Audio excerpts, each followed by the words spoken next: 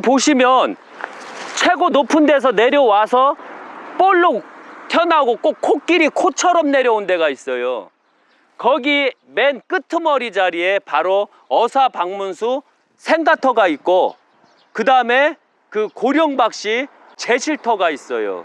그래서 오늘은 어사방문수 터하고 그 다음에 고령박씨 제실터를 풍수를 하게 될 거예요.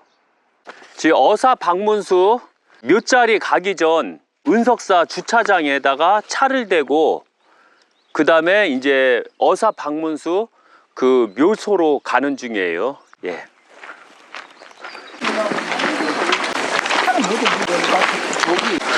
이 은석사 보면 그 정면에서 우측에 보면 이렇게 길이 잘 돼 있어요. 어사방문수 길이요. 예. 지금 어사방문수 그 묘소 가는 길에 은석사에서 150m 정도 올랐어요. 그리고 더 올라가야 되는 게 400m를 더 올라가야 된대요. 그리고 여기는 마패 천안에서 지정했기 때문에 말이 한 마리, 두 마리, 세 마리, 네 마리네요. 이제 가시죠. 여기 보이시면 저기 비석 보이죠? 갓비석. 어사방문수 묘자리가 여기고 바로 요 위에 부분이에요. 50m 밖에 안 남았어요. 그리고서 내려오는데 어사방문수 묘자리 앞에 보면 순전자리, 전순자리 부분 보면 이렇게 꺾여지고, 요 보면 맥이 없어요.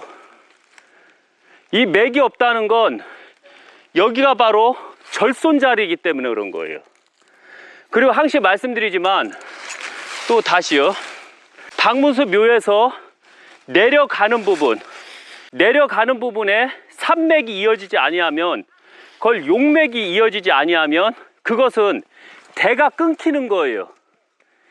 그래서 바로 이 방문수 자리에는 묘자리를 쓰면 안 돼요. 대가 없다는 증거니까. 이걸 또 명심하셔야 돼요.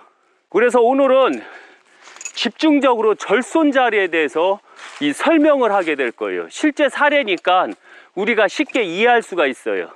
이제 어사방문수 자리에 가시죠. 묘소로 가시죠. 예. 이제 얼마 안 남았어요. 고지가 힘들어 죽겠네요. 예. 저기가 어사방문수 자리예요. 방문수, 어사방문수. 그리고 여기가 올라가는 곳이에요. 이렇게 이제 다 왔어요. 이렇게. 예. 예, 저기요. 예. 예. 여기는 무슨 일로 오셨나요? 여기는 그 어사방문수 묘자리에 왔고요. 어사방문수 묘자리가 과연 좋은지 안 좋은지, 그리고 어사방문수 자리가 이 영의정급이나 됐는데도 불구하고 얼마나 잘 써졌는지를 확인하러 왔어요. 그래서 일부 직관들이 어사방문수 묘자리를 명당이라고 하는데, 아, 영의정만 되면 다 명당이요? 임금만 되면 다 명당이요? 그래서 이 어사방문수 자리가 과연 명당인가 아닌가, 그리고 이 자리가 과연 어떤 자리인가를 명확하게 이 구독자들에게 알리기 위해서 왔어요. 수많은 직관들이 왔지만 제가 듣고 싶어하는 그런 말을 들은 적이 없어요. 그냥 캐캐묵은 형태로만 설명할 뿐 정확하게 어사방문수가 명당인지 아닌지를 제대로 설명한 직관들이 없더라고요. 그래서 오늘 어사방문수 자리에서 절손에 대해서 완벽하게 깨우쳐 주려고 그래요. 절손 자리에 대해서. 예. 어사방문수 설명 부탁합니다. 저 어사방문수는 구한문법을 알아야지 풍수를 할 수가 있거든요. 구한문을 알면 우리가 쉽게 이 산에 대해서, 예를 들면 은석산에 대해서 풀이를 하고, 그 다음에 어사방문수에 대해서 풀이를 할 수가 있어요. 그러나 한문은 많이 아는 자가 있지만 저는 한문을 항시 유튜브에서 말씀드렸지만 백자밖에 풀이를 못해요. 그러나 구한문법으로 한다면 수많은 5만자든 1000만자든 구한문법으로 풀이를 할 수가 있어요. 그래서 어사방문수는 이름부터 보면 글얼문, 끊임없이 암기하고 기록하기를 좋아하는 자가 그 기록 속에서 엄청난 지식을 얻고 엄청난 지식 속에서 누구보다도 위에 섰다는 뜻이요. 그러다 보니까 매사에 자존심이 하늘을 찌르고 나 잘난 맛으로 생활하고 항시 어렸을 때부터 도도했어요. 자존심이 하늘을 찌르고. 그러면서도 이 어떤 면에서는 자존심이 너무 강하다 보니 주변 사람들한테 좀 싸가지가 없다라는 이런 소리를 많이 들었어요. 어렸을 때부터 잘났기 때문에. 이게 바로 어사 박문수의 이름자에서 나오는 거예요. 젊었을 때 엄청나게 도도했고 남보다 엄청나게 잘났고 현출했던 거예요. 그리고서 보면 조선 후기 문신이며 암행어사로서 유명했던 박문수는 1691년 이때 태어나신 거예요. 그리고 1723년에 경종 3년에 문과에 급제를 했어요. 그런데 재밌는 건 문과에 급제했는데 여기 보면 무인석들이 있어요. 무인석.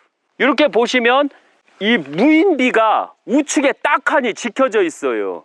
문과로 급제했는데. 그런데 박문수를 보면 이 어렸을 때 기를 받고 태어났다고 그래요. 그래서 남들보다도 힘이 엄청 셌다고 하더라고요. 힘도 엄청나게 셌고 하다 보니까 박문수는 남들보다 월등하게 컸다라는 의미를 둘 수가 있어요. 그래서 보면 경종 3년에 문과에 급제를 하고 그 다음에 1728년 영조 4년 이때 이인자난이 일어나요. 이때 영조대왕도 이인자에 의해서 죽을 뻔했거든요. 궁궐까지 완전히 침탈이 들어간 상태였어요. 왜? 이인자난에서 보면 이인자난이 그렇게 규모가 엄청나게 컸었거든요. 결국은 이인자난은 바로 영조의 신하들에 의해서 진압이 되죠. 이때 박문수가 크게 활동을 해요. 이때 보면 종사관으로서 활동을 했고 그 이인자난을 진압하는 데 혁혁한 공을 세우게 돼요. 그리고 1741년 어영대장으로 임명이 돼요. 문신이었는데 어영대장이라는 것은 그 무인으로 들어갔다라는 얘기죠. 끝에는 처음에는 문신으로 들어갔다가 끝에는 어영대장 형태로 들어가요. 그리고 1749년 영조 24년에 호조판서가 돼요. 판서급이면 상당히 높은 거거든요. 이때 보면 박문수는 그 밑에 있는 사람들한테는 엄청난 레벨 의식이 있었지만 영조 자체도 엄청난 천재였기 때문에 엄청난 천재 앞에서는 고개를 숙였다는 점이죠. 이때 바로 박문수가 완전히 세상 이치를 깨우치는 단계까지 들어가요. 이미 그 이전에 그 도도했고 그 타고난 능력을 어사 박문수를 하면서 자기 스스로를 낮추는 법을 배웠고 바로 백성을 위한 관료가 되었다는 얘기예요. 그때 이미 깨우침으로써 약간 허허실실, 겉으로는 허허실실하고 장난을 잘 치는 형태로, 그러나 모든 사고나 모든 판단, 모든 관료는 명확하고 뚜렷하게 그 저울을, 눈을 가리고 이 어디에 쏠리지 않은 상태에서, 당파에 쏠리지 않은 상태에서 저울을 들고 명확하게 상벌을 정확하게 내렸다라는 점이 참 재밌는 부분이에요. 그래서 바로 우리가 알기로는 어사 박문수가 상당히 훌륭하다라고 되어 있거든요. 그러나 실제 우리가 아는 것처럼 어사 박문수는 실제 암행어사 그 활동이 실제 우리가 아는 것처럼 그렇게 많지는 않았어요. 왜? 어사 박문수 활동을 그렇게 많이는 못하고 한 두세 번 정도밖에 못했다라는 점이죠. 그러나 우리가 입속에서 어사 박문수를 더 많이 보고 싶어서 이야기집을 많이 꾸며내다 보니까 그게 박문수가 바로 전국을 다 돌아다니면서 어사 활동을 했다라고 우리가 착각을 하거든요. 그리고 영조의 이 엄청난 배려심 때문에 엄청나게 귀여움을 받았어요. 영조한테요. 그리고 1756년 돌아가신 다음에 영조는 영의정에 군하는 직책을 주게 돼요.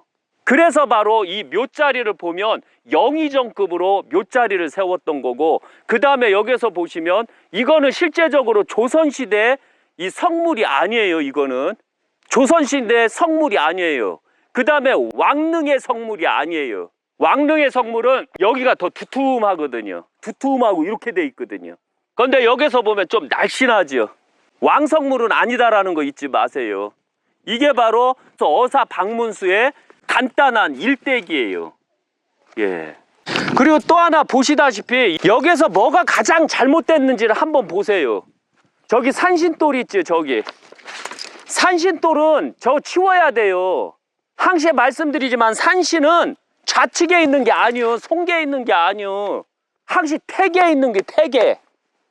태계는 저 소나무 쪽에 있어야 되는 거예요. 소나무 뒤쪽에. 여기서 보면 요 소나무 뒤쪽 요 부분에 있어야 돼요. 여기 요 부분.